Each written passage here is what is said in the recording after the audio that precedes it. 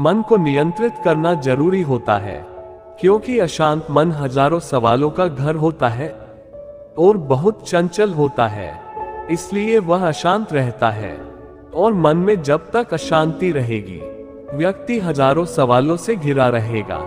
व्यक्ति को जब तक मन में चल रही सवालों के जवाब नहीं मिलेंगे, उसका मन अशांत ही रहेगा।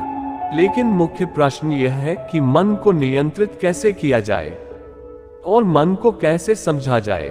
गौतम बुद्ध की इस कहानी में उन्होंने मन को जानने के लिए 5 चरणों के बारे में बताया गया है।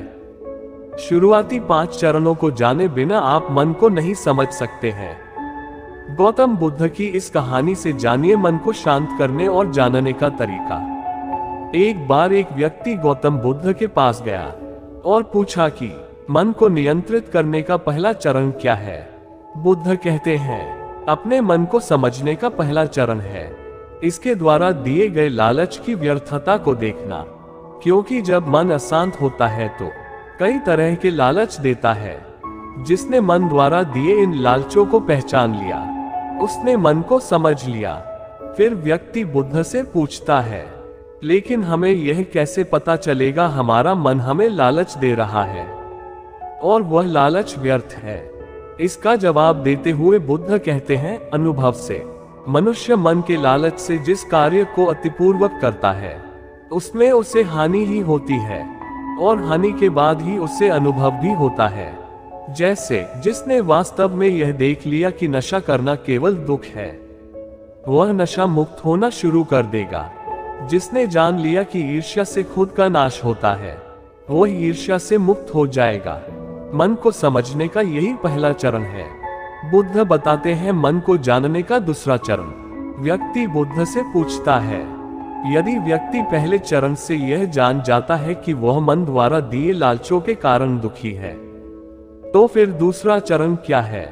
बुद्ध कहते हैं, खोज पर निकलना।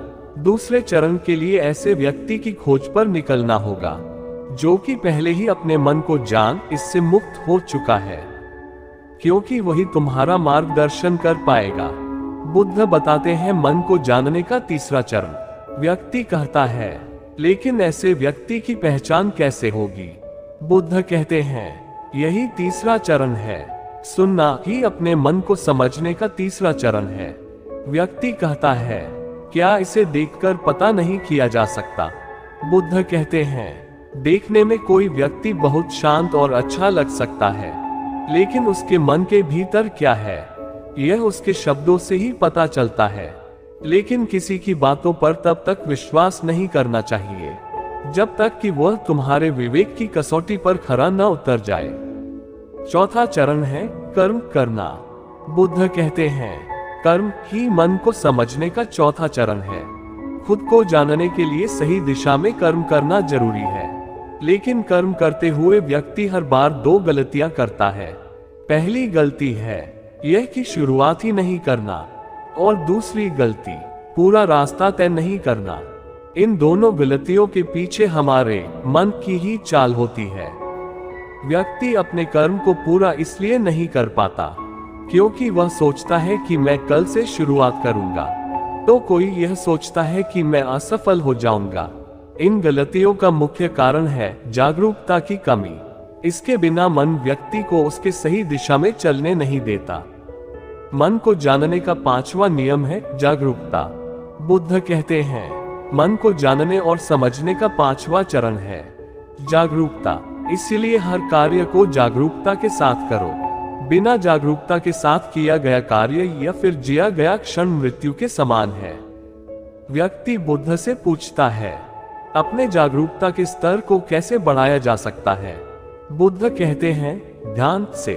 ध्यान ही मन को जानने, समझने और नियंत्रित करने का अंतिम चरण है। यानी ध्यान ही वह नाव है जिस पर बैठ मन रूपी नदी को पार किया जा सकता है। जिस व्यक्ति ने इन शुरुआती 5 चरणों से ध्यान को जान लिया, उसने अपने मन को जान लिया।